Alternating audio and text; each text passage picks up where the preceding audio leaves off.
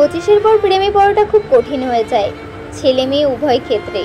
তখন কারো চোখ দেখে, কারো গলা শুনে বা কারো ইশারাতে মন প্রাণ সব উজাড় করে ছুটে যেতে ইচ্ছে করে না।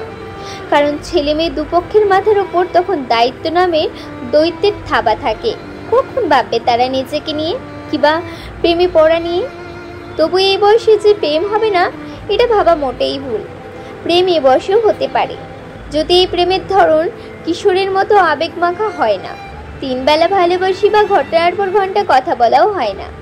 এই বয়সে প্রেম কেমন জানেন? পড়া লিকার রঙের চায়ের মতো, তার স্বাদটা অদ্ভুত, যা সবার জন্য না। এটা যাদের একান্ত প্রয়োজন তাদের জন্য শুধু।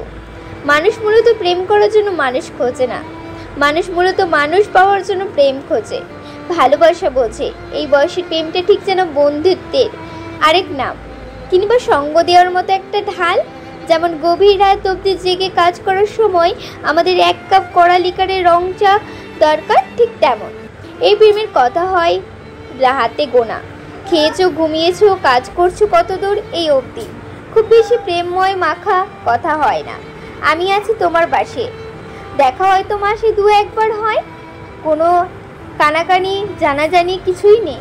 সম্পর্কটা কেবল একজন আরেকজনকে সামনে নিয়ে যাওয়ার।